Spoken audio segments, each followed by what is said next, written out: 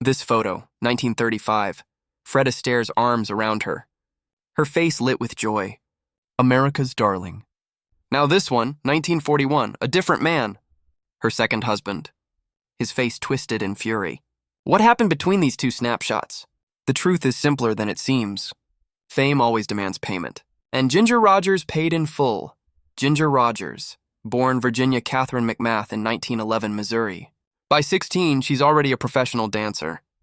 By 22, she's made it to Hollywood. Then in 1933, everything changes.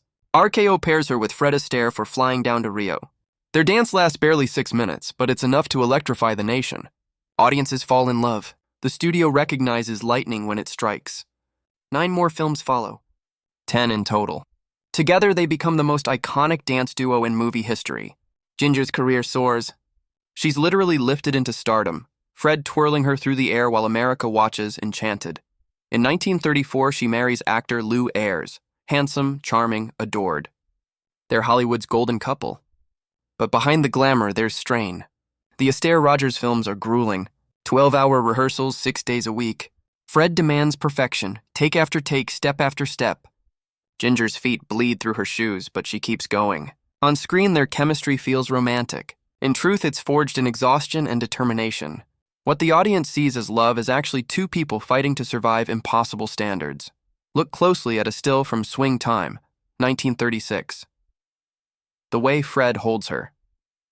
The way she melts into his arms. That's not just choreography, and that's trust. That's 2 performers locked in total synchronicity. But at home, Lew Ayres watches those scenes.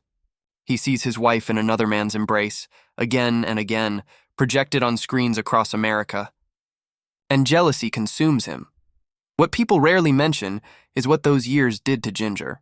She'd come home battered, drained, her body aching. Her mind never stopped, always thinking about the next number, the next routine. Fred's voice echoed in her head.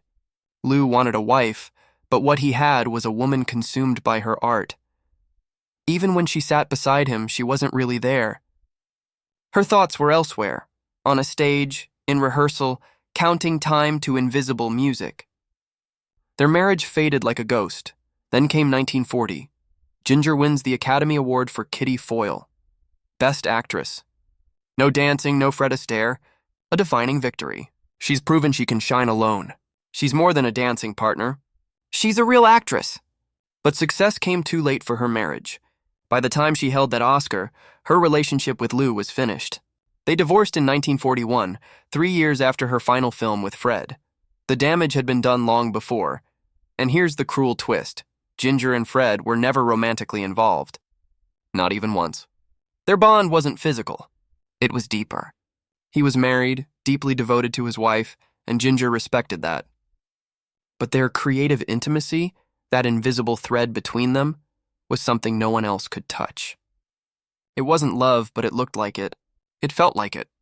And that in many ways was worse, because every man who loved her after had to compete with that perfect, unreachable partnership. Ginger would marry 5 times. 5. Each one following the same tragic pattern. A man falls for the legend, then resents her dedication, then leaves, or she does. Jack Briggs, husband number 3, lasted 3 years. Jacques Bergerac, number 4, managed 5. William Marshall, number 5, stayed 16 years before walking away. None of them could live in the shadow of Fred Astaire. None could match what she'd once had. Not in fame, not in rhythm, not in connection. When Ginger Rogers died in 1995 at the age of 83, she was alone.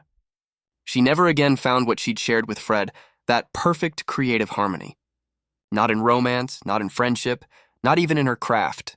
But together they gave the world something magical, grace and joy at a time when America was desperate for both. She gave audiences escape from their troubles, and in doing so, she lost her own.